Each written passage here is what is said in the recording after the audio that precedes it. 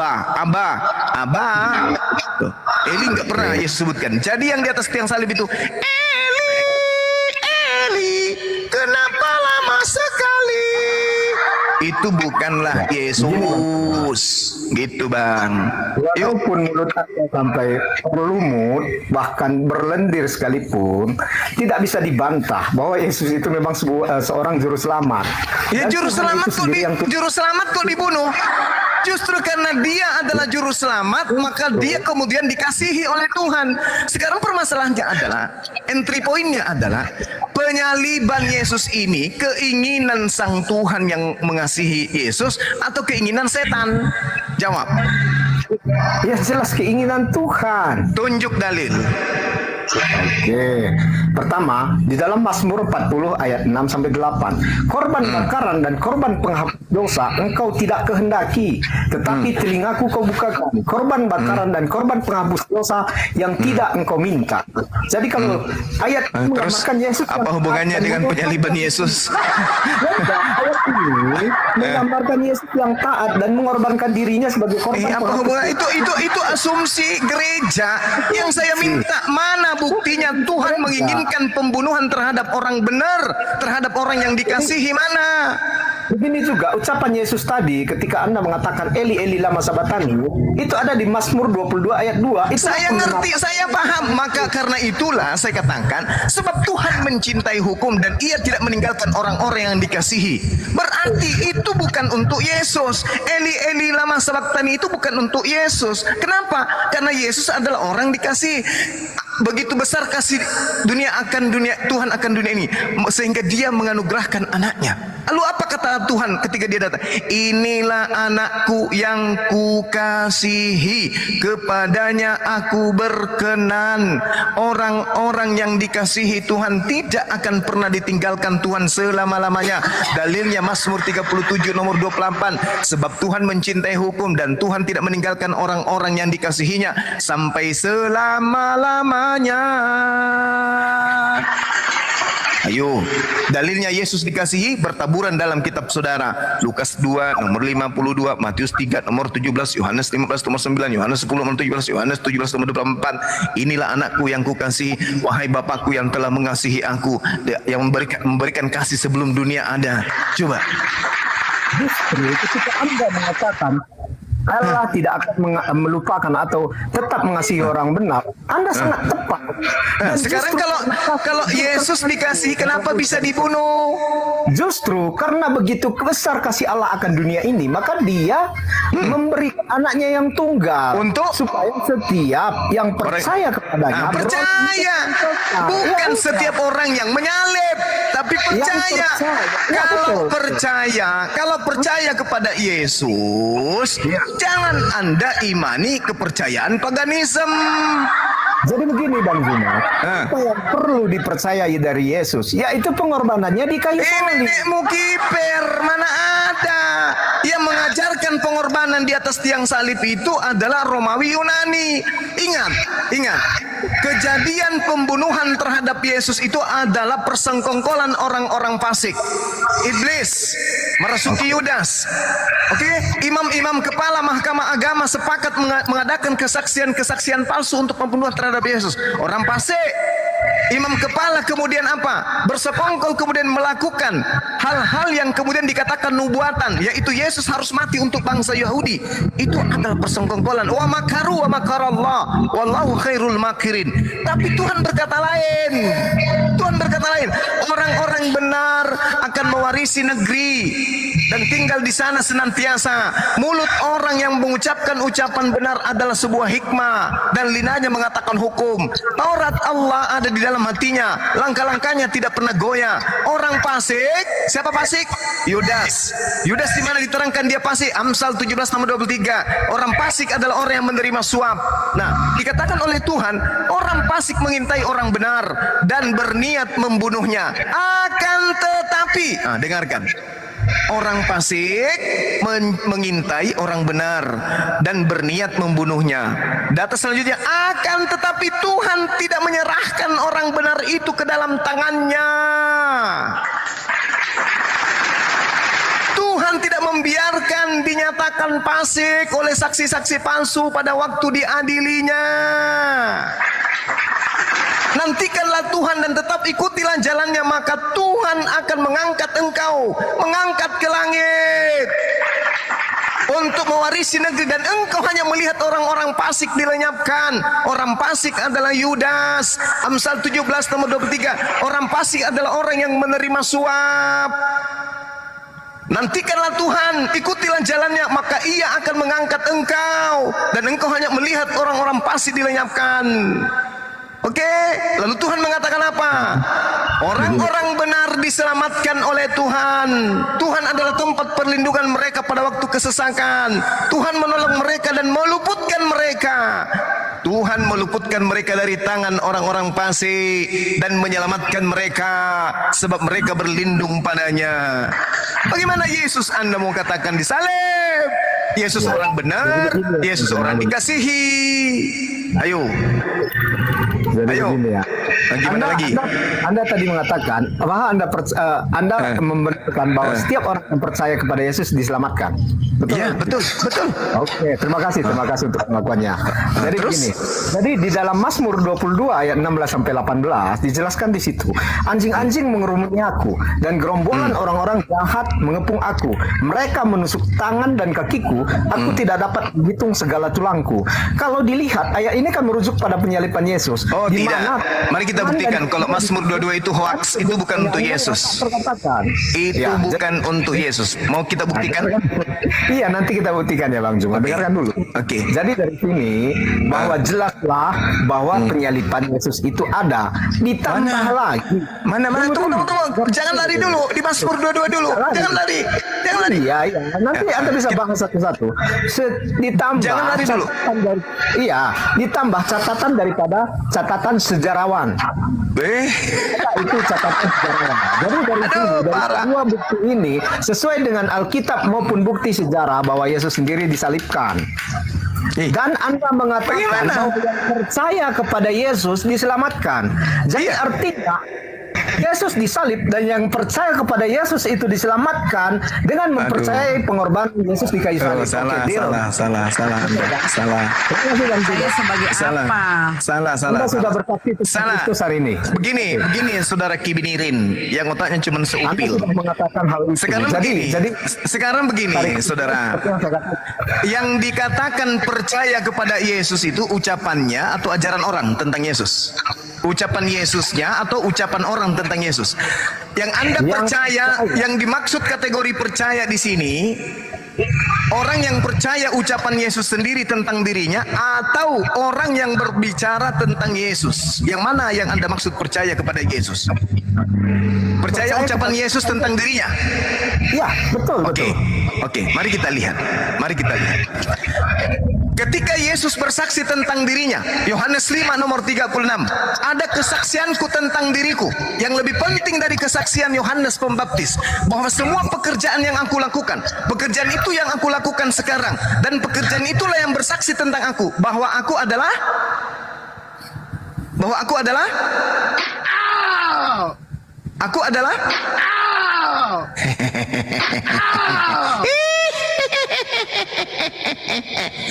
percaya kepada Yesus adalah percaya kepada ucapan Yesus tentang siapa dirinya.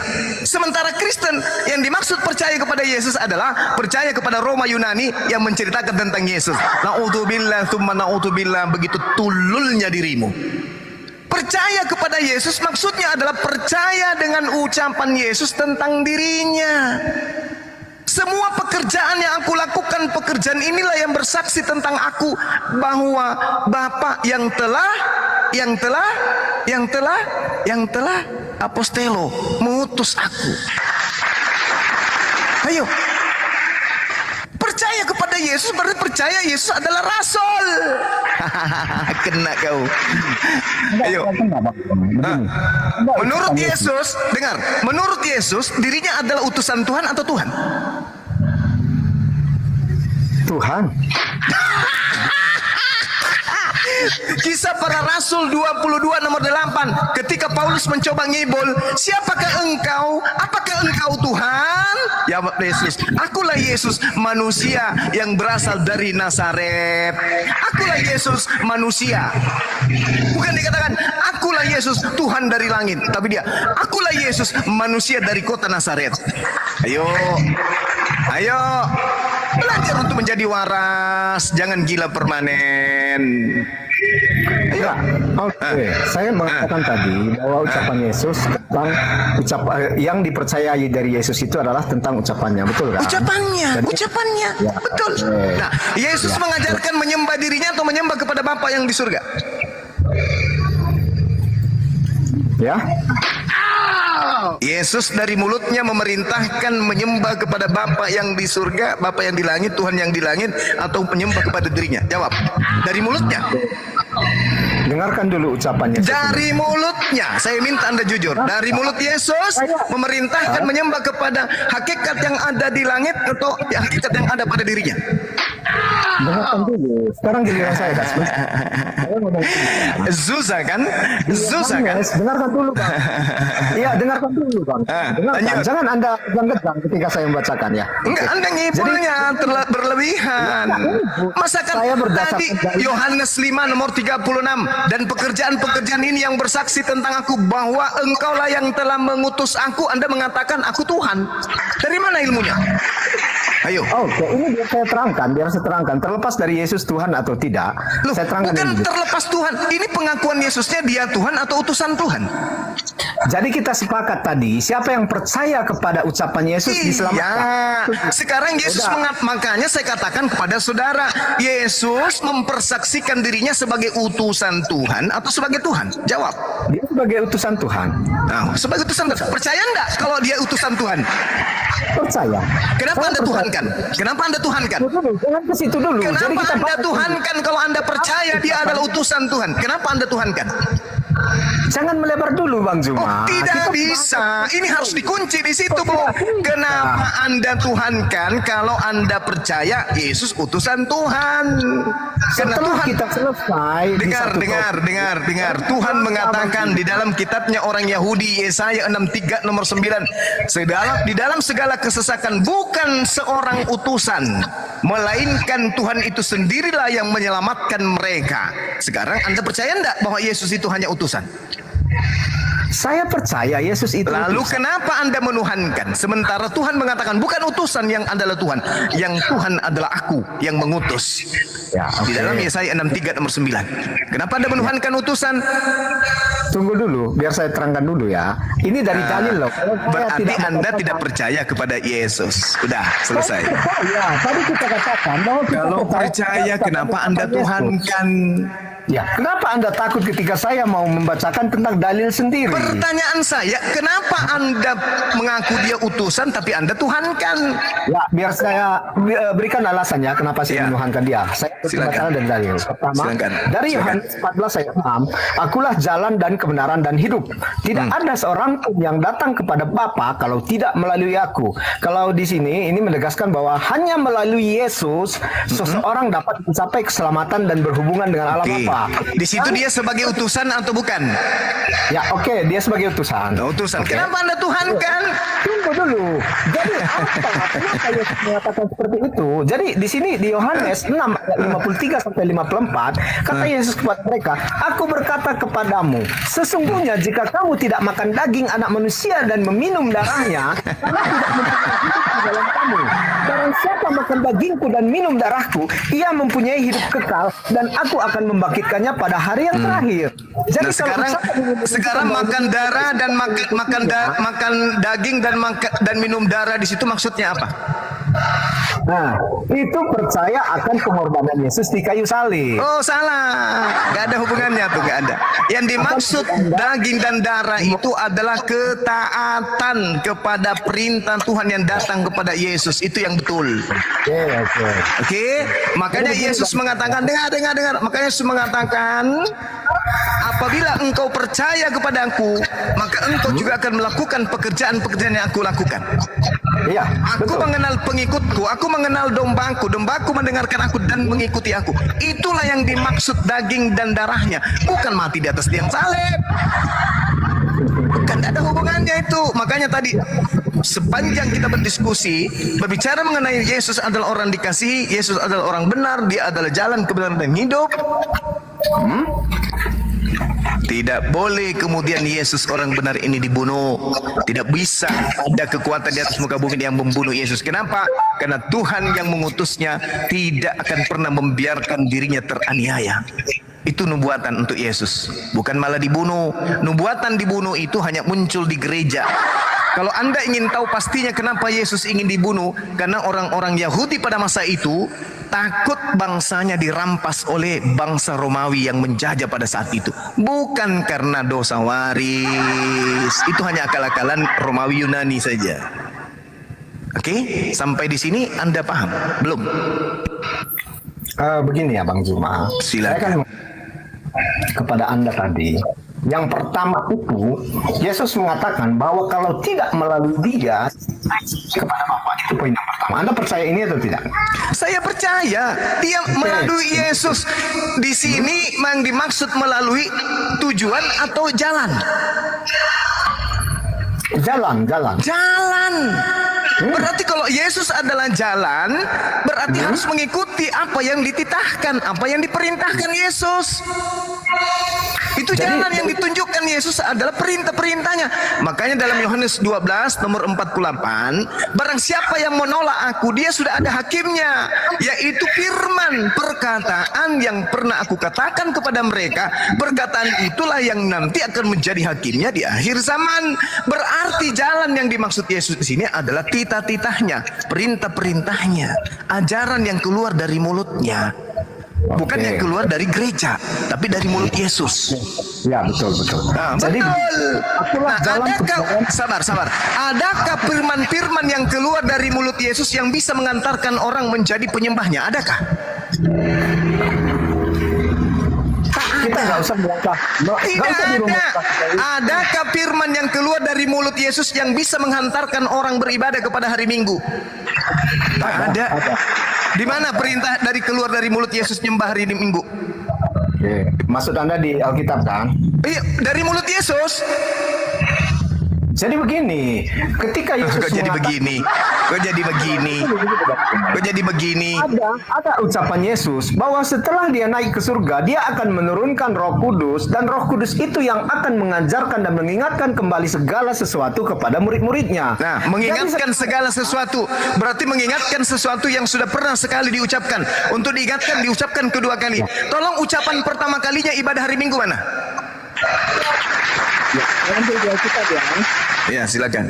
Oke. Pada hari Minggu ku ikut pendeta ke gereja. Mana dalilnya? Ingat. Yang menjadi tolak ukur penghakiman Yesus adalah ucapan yang pernah diucapkan. Kalau dia tidak pernah mengucapkan ibadah hari Minggu, maka nerakalah tempat Anda. Itu nggak ada juga ucapannya seperti itu, Bang Zuma. Ada, Matius 7. Ada. Matius 7 nomor 15 sampai nomor 23. Ketawa saya panjang, tapi disingkat aja karena saya puasa. Karena Anda sudah mulai mengenal kebenaran, Bang Zuma. Tapi Anda Jangan salah, saudaraku, jangan salah. Oke, ini yang pertama ya. Ya. Dalam kitab Ibrani 10 ayat 25. Ibrani itu ucapan siapa? Bahwa Yesus mengatakan akan menirukan Roh Kudus. Ibrani yang Anda baca itu ucapan siapa?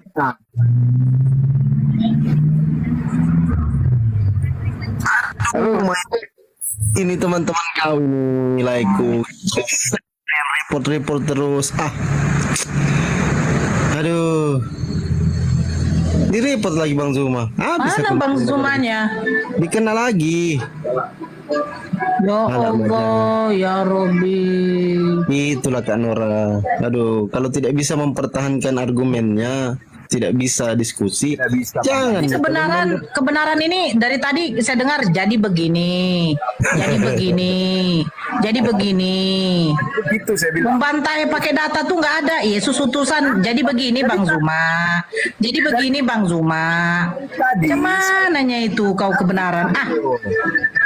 saya membacakan Alkitab dari tadi. Kau membacakan tadi kan Bang Zuma bilang Yesus itu mengaku dirinya Tuhannya apa? Utusan apa Tuhan? Kau bilang utusan. Kau yakin dia utusan? Iya. Iya. Jadi begini. Ketika Satu aja deh ayat. Enggak gini kebenaran. Satu aja deh ayatnya. Yesus mengaku dirinya Tuhan tuh mana? Berenak gitu loh. Di dalam Yohanes, Matius, Markus, Lukas. Mana? Coba kasih baca dia. Coba baca Bible mulai di dalam Yohanes 3 nomor 34.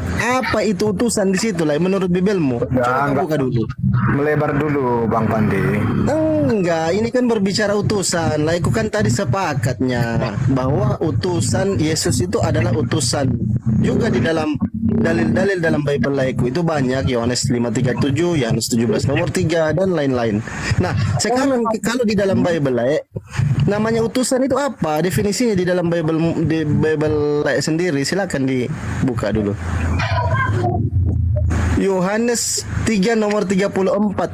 Apa itu utusan di situ lah? Coba lah bacakan dulu. Camananya? Jadi begini. Itu aja jadi begini.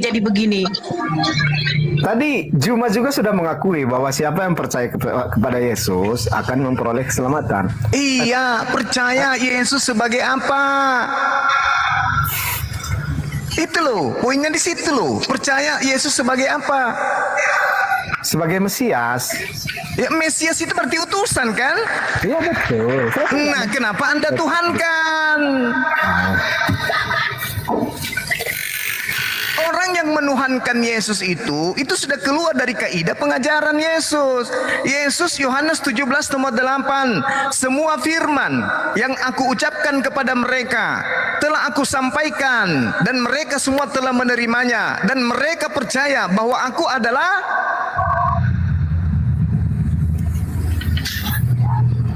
Utusan. Dari tadi saya nggak pernah membantah Anda ketika Anda Lalu mengatakan. dari mana ilmunya Anda menjadikan Yesus sebagai Tuhan? Oke, saya terangkan ya. Ibadah hari Minggu tadi mana dalilnya? Ibrani 10 ayat 25. Ibrani 10 ini surat siapa? Rayu. Kan yang Anda harus percaya Yesus, katanya yang keluar dari mulut Yesus. Saya kan sudah katakan tadi bahwa Yesus mengatakan bahwa dia akan menurunkan seorang penolong untuk mengajarkan segala sesuatunya kepada murid-muridnya. Enggak, ibadah hari Minggunya mana? Aku bilang. Ya udah ini dengarkan ya. Ibrani 10 ayat 25. Janganlah kita menjauhkan diri dari pertemuan-pertemuan ibadah kita seperti beberapa orang yang biasa melakukannya. Tetapi marilah kita saling